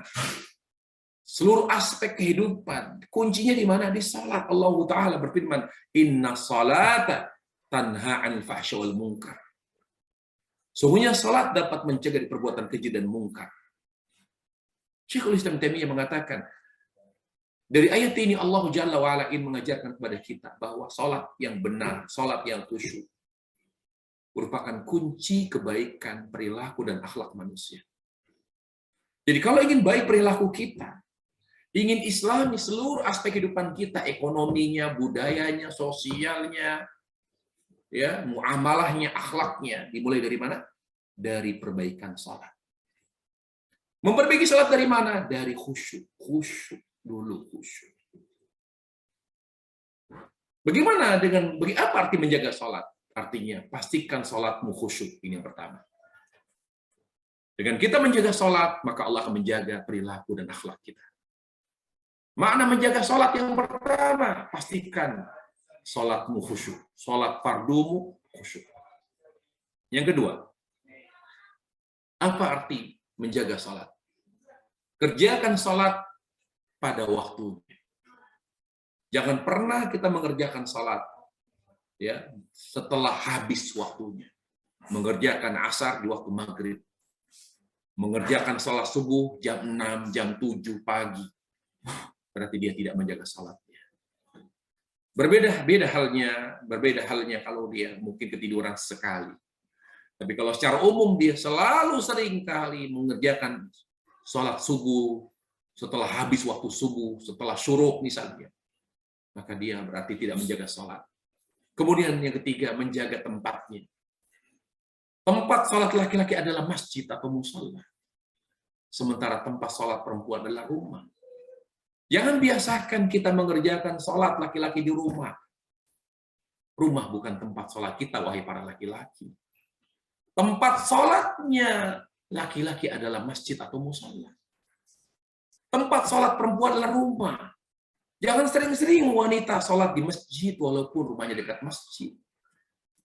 Karena Allah Jalla wa'ala dan Rasulnya SAW memberikan keutamaan yang sangat besar bagi wanita yang sering mengerjakan sholat di masjid. Bahkan berdasarkan hadis Aisyah radhiyallahu anha, sholatnya wanita di rumah lebih besar pahalanya daripada sholatnya wanita di Masjidil Haram. Saya ulangi. Berdasarkan hadis Aisyah radhiyallahu anha, sholatnya wanita di rumah lebih besar pahalanya daripada sholatnya wanita di Masjidil Haram. Kemudian menjaga sholat dengan apa? Dengan memastikan cara sholat kita benar, seperti cara Nabi Sallallahu Alaihi Wasallam, seperti cara sholat Rasulullah Sallallahu Alaihi Wasallam, dari takbir sampai salam, atau dari wudhu, dari cara bersuci sampai salam, harus seperti cara bersuci dan cara sholat Rasulullah Sallallahu Alaihi Wasallam. Kemudian yang terakhir, cara menjaga sholat adalah selalu menyempurnakan kekurangan sholat fardu dengan sholat sunnah muakkadah. Apakah sholat sunnah muakkadah rawatib atau bukan rawatib? Yang rawatib 12 rakaat. Kita jaga betul itu, kita rutinkan. 2 rakaat sebelum subuh, 4 rakaat sebelum zuhur, 2 rakaat setelah zuhur, 2 rakaat setelah maghrib, 2 rakaat setelah isya. Inilah 12 rakaat rawatib yang muakkadah. Cara menjaga salat adalah selalu merutinkan ya qobliyah dan ba'diyah tersebut. Atau non rawatib yang bukan rawatib tapi muakkadah, merutinkan witir, merutinkan tahajud, merutinkan salat duha. Nah, inilah ikhwatal iman. Amalan-amalan yang merupakan bukti tauhid. Amalan-amalan yang merupakan bukti bahwa kita konsisten terhadap sunnah Rasulullah. Mau lihat orang sunnah, lihat sholatnya. Bukan jenggotnya. Itu bagian dari tampilan syar'i. Tapi tampilan syiar Islam terbesar, sholat. Dzalikum yu'azzim sya'airallah fa innaha min taqwal qulub. Mau lihat ketakwaan seorang, mau lihat tauhid seorang, lihat sholatnya. Makanya orang yang bersyirik kepada Allah, Ya, orang yang meninggalkan sunnah, lihat salatnya. Wallahi, Allahu Jalla wa'ala tidak akan jaga salatnya. Antara salat yang sesuai dengan sunnah, sangat berhubungan erat dengan tauhid. Sangat berhubungan dengan erat. Salat orang yang betul-betul mengikuti sunnah. Salat yang khusyuk. Ya, selain kita belajar agama, tentu kita belajar agama, bukan hanya sholat, karena tanpa ilmu juga kita nggak bisa sholat dengan baik. Tentu ada ilmu dulu, ilmu tentang Allah, mengenal Allah Jalla wa'ala, kemudian mengenal cara bersuci yang benar, kemudian mengenal tentang sholat. Nah, setelah kita mengenal Allah, maka kita bisa khusyuk. Kenapa? Karena kita sedang menghadap Allah Rabbul Alamin, Rabbul Izzati wal Jalal, Rabbul Khalaik, Rabbus Samawatil Ard, Rabbus Samawatis Sab'. Allah yang maha besar membuat kita khusyuk, menundukkan diri kita, menghinakan diri kita kepada Allah Jalla wa'ala. Kita tunduk dan khusyuk, bersimpu di hadapan Allah Jalla wa'ala. Memulai salat dengan Allahu Akbar. Sampai begitu sulitnya khusyuk, kata Nabi, kalau memang kamu susah khusyuk, ingat mati. Sholli salata muwaddi', kata Rasulullah SAW. Salatlah seakan salatmu ini adalah salat terakhir. Kenapa kita susah khusyuk? Karena banyak sekali urusan dunia yang hinggap di otak kita, di hati kita. Coba apa yang buat kita tidak khusyuk? Memikirkan urusan bisnis, urusan anak, urusan cucu, urusan suami, memikirkan istri, memikirkan hutang. Enggak ada orang tidak khusyuk karena ingat mati, ingat akhirat, ingat tentang adab neraka. Enggak ada. Makanya yang menyembelih, yang hanya mampu menyembelih ya ingatan-ingatan dunia itu ingat mati. Makanya tidak heran Nabi mengatakan, upayakan kalau memang kamu sulit untuk khusyuk dalam salat, upayakan agar kamu mengingat mati, kata Rasulullah sallallahu alaihi wasallam. Wallahi ikhwatal iman. Salat dengan khusyuk, salat dengan benar, menjaga salat akan membuat salat kita menambah rasa cinta kepada Allah. Terutama asar. Tolong jaga asar. Jaga asar bagi laki-laki agar kita hati ini semakin cinta Allah Jalla wa'ala. Upayakan salat di masjid. Pastikan salat asar kita salat khusyuk, karena salat yang paling Allah cintai asar. Lebih baik daripada subuh. Subuh adalah salat terbaik nomor 2 setelah asar. Banyak sekali keutamaan salat asar dan subuh, banyak sekali. Di antaranya apa kata Allah? Orang yang menjaga salat asar dan salat subuh, maka dia akan melihat Allah nanti di surga. Fa ini sata'tum alla tughlabu ala salati qabla ghurubi syamsi wa qabla tulu'iha. Kalau kamu ingin melihat Allah, ingin berjumpa dengan Allah Jalla wa ala di surga, ingin mendapatkan nikmat terbesar melebihi nikmat surga, selama kamu hidup, kata Nabi, jaga salat asar dan jaga salat subuh. Secara fakta, secara faktual dan dalil, asar jauh lebih baik daripada salat subuh. Kenapa kita menggaungkan salat subuh tapi asar tidak kita gaungkan? Ayo kita berjamaah salat asar. Mana itu? Ayo kita melakukan propaganda yang sesuai dengan tuntunan Nabi, bukan subuh, menggalakkan subuh. Kenapa tidak menggalakkan asar? Ingat tuh, masih banyak umat Islam, anak-anak muda, pemuda-pemudi Islam yang salat asarnya mendekati maghrib. Yang mereka yang salat loh, para pekerja, para karyawan. Coba lihat salat asar mereka. Jarang di antara mereka yang salat betul-betul azan, qomat, kemudian salat di masjid. Padahal salat asar jauh lebih baik berdasarkan dalil ya Al-Qur'an dan hadis Rasulullah sallallahu alaihi wasallam. Tolong dicatat, pembahasan kita di hadis ini sampai tentang salat. Jadi insyaallah taala pertemuan berikutnya kita akan bahas tentang zakat, rukun Islam, ya, yang lain, dan juga rukun iman, rukun ihsan, dan sampai kita merampungkan pembahasan dan kajian hadis yang kedua ini, yaitu hadis Umar bin Khattab radhiyallahu anhu. Demikian ikhwatal iman pembahasan kita dari mengkaji hadis Arba'in Nawawi, yaitu hadis Umar bin Khattab atau hadis Jibril. Wassallallahu wasallam wa baraka Muhammad wa ala alihi wasallam.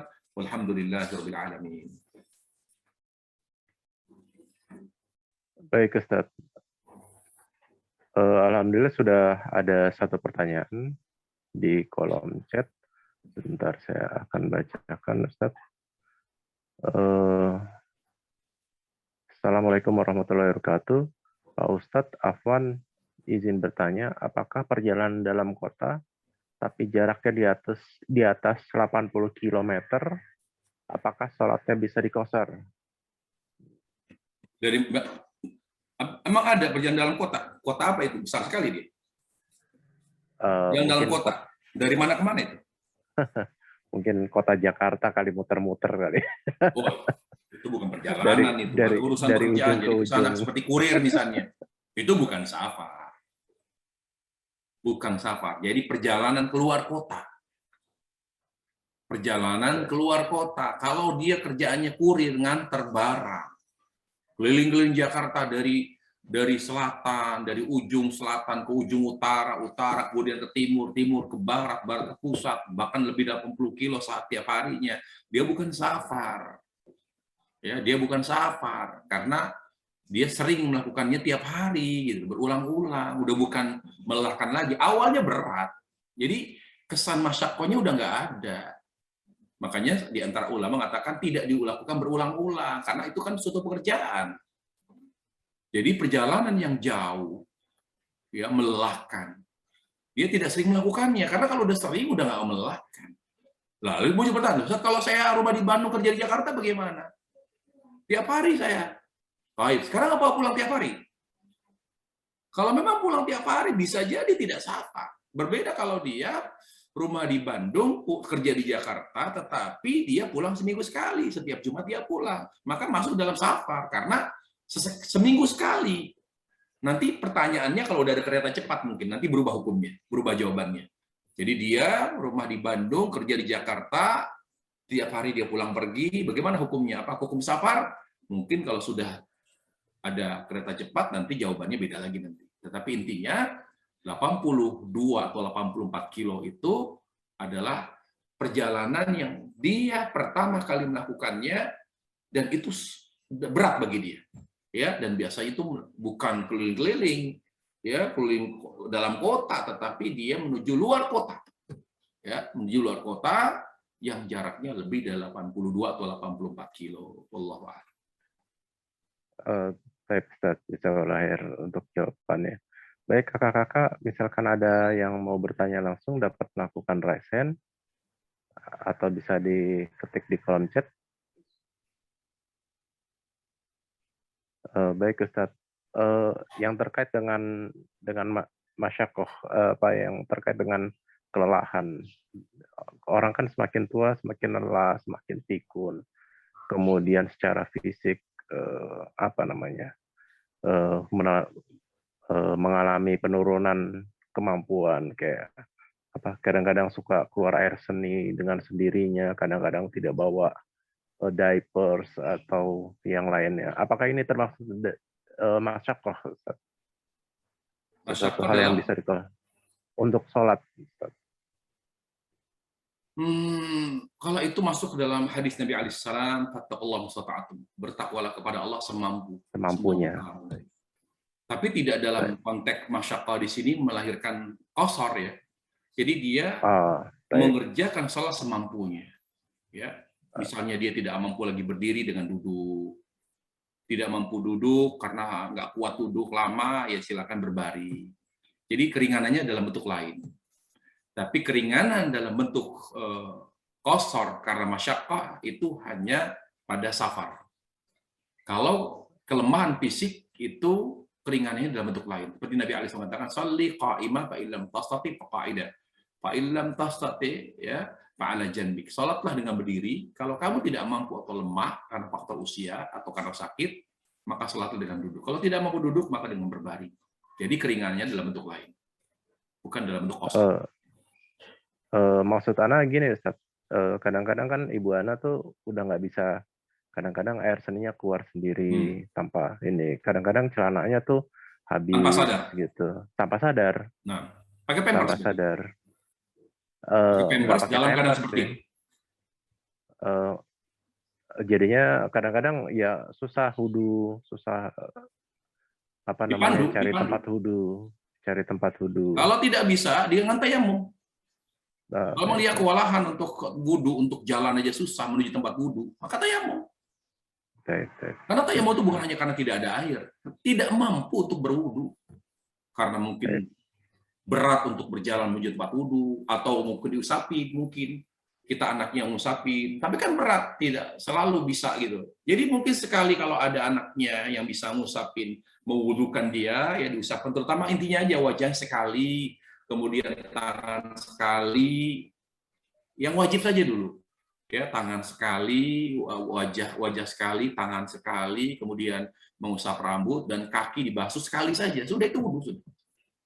Kalau memang itu memang akan merepotkan atau apa, ya dengan tayamum. Keringannya seperti itu. Tapi bagaimana kalau dia sering mengeluarkan air seni tanpa sadar? Ya sudah, pakai pampers. Ya, bisa ganti dulu, pakai yang baru atau nggak usah pakai dulu. Ya, kalau memang nggak pakai terus keluar lagi, ya sudah, Allah bertakwa pada Allah semampu dia, semampu ibu gitu. Ya, tapi tidak membuka hijabnya, ya tetap pakai menutup aurat, tetap ditutup aurat di saat sholat. Baik, Ustaz. Nah, Baik, sudah ada 2 pertanyaan lagi. Yang kedua adalah mohon izin bertanya, Ustadz. Terkadang kalau ada kegiatan, banyak kegiatan kerjaan, untuk khusus sholatnya jadi susah, jadi sulit dibandingkan dengan sedikit kegiatan. Mohon nasihatnya, Ustadz. Jazakallah khair. kalau banyak kegiatan maksudnya gimana? Kegiatan pekerjaan, Ustadz. Sering atau nggak sering? Di sini tidak ditulis. Kayaknya Kalau sering tidak karena sering, terkait kegiatan yang sering, padat Ustadz, bisa karena diatasi dengan jamak. Kayaknya ini pekerjaan, jadinya kayaknya sering. Misalkan kadang-kadang kan ada meeting lainnya, jadinya susah untuk kusuk, buru-buru. Ya kembali lagi ke diri kita, ya kita harus kuat gitu loh. Kita Nah, harus kuat, memiliki prinsip bahwa hidup kita untuk ibadah gitu, bukan untuk kerja. Jadi ya kita harus jadi orang yang punya jadi seorang yang punya idealisme gitu. Kalau kita mengikuti arus, mengikuti semua urusan dunia nggak ada habisnya. Ya tapi saya harus meeting, saya harus begini, ya nggak ada akhirnya, nggak ada ujungnya. Ya kita harus kuat, bisa gitu. Mohon izin, saya harus sholat, saya muslim, saya harus sholat. Ya tenang aja. Ya akhirat itu akan mengikutsertakan dunia, bukan dunia akan mengikutsertakan akhirat gitu. Kita harus tampil bahwa kita muslim, tunjukkan keislaman kita. Kalau orang Nasrani, orang Kristen itu menunjukkan salibnya bahwa dia Kristen. Kita bukan dengan mengalungkan Allah, Muhammad, tidak. Apa menunjukkan keislaman kita kepada mereka? Dengan sholat. Dengan sholat yang khusyuk, dengan sholat pada waktunya. Ya, waktu yang nggak sholat banyak kok, dari subuh sampai duhur, panjang sekali berapa jam itu. Ya, baik, meetingnya mungkin nggak ada duhur, ya sudah, duhur dulu. Intinya gini, ibadah di atas segalanya. Karena hidup itu untuk beribadah kepada Allah. Tinggal kita aja yang bisa ngatur-ngatur diri saja. Makanya profesi yang terbaik apa? Wira swasta, pengusaha sudah. Dia nggak diatur, tapi dia mengatur diri dia. Gitu. Makanya saya anjurkan di sini, semua jamaah di sini jadi pengusaha lah. Jadi nggak diatur waktunya oleh orang gitu. Jadi dia bisa sholat pada waktunya, dia bisa sholat khusyuk, dia serahkan urusan perusahaannya, usahanya kepada anak buahnya, kepada orang kepercayaannya. Lebih nikmat jadi pengusaha gitu. Makanya salah satu pintu terbaik rezeki adalah dengan cara berbisnis, berdagang. Allahu a'lam. Oke, Ustaz. Ada pertanyaan lagi. Assalamualaikum, Ustaz. Saya pernah melihat saudari kita berjilbab, namun saat berwudu tidak membasuh rambut karena tidak ingin jilbabnya jadi tidak rapi. Bagaimana hukumnya, Ustaz? Kalau dia berhijab, tidak perlu buka hijabnya ketika wudu. Cukup mengusap bagian depan rambutnya sambil menutup kepalanya, ya bagian depan, kemudian mengusap jilbab bagian atas sedikit saja. Tidak perlu buka jilbab. Karena Nabi Alaihissalam ketika beliau memakai sorban, beliau tidak mengusap rambut, tapi beliau usap sorbannya. Apalagi wanita yang mana rambutnya itu aurat. Ya, jadi tidak perlu dia membuka jilbabnya, apalagi di muka umum, ya, di depan umum kelihatan laki-laki. Kalau nggak ada laki-laki, hanya ada perempuan, buka aja nggak apa-apa. Tidak syarat menutup aurat di saat wudu kalau hanya di antara perempuan. Kalau misalnya tempat wudunya terbuka, artinya ada laki-laki yang bisa melihat auratnya, maka di saat itu dia wudu dengan menjaga aurat. Di saat dia mengusap rambut tidak perlu membuka jilbab, ya, cukup mengusap bagian atas dan bagian depan rambutnya. Wallahu a'lam. Tapi Ustaz, mungkin kakak-kakak ini pertanyaan terakhir karena sudah jam 11.30. Assalamualaikum warahmatullahi wabarakatuh. Ustaz izin bertanya, sekali wudhu bisa untuk berapa kali sholat? Jika kita bisa menyimpan wudhu, apakah niat wudhu untuk sholat wajib dan sholat sunnah itu berbeda?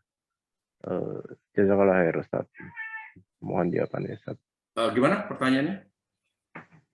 Apakah satu kali ketika kita berwudhu satu kali itu bisa untuk beberapa sholat?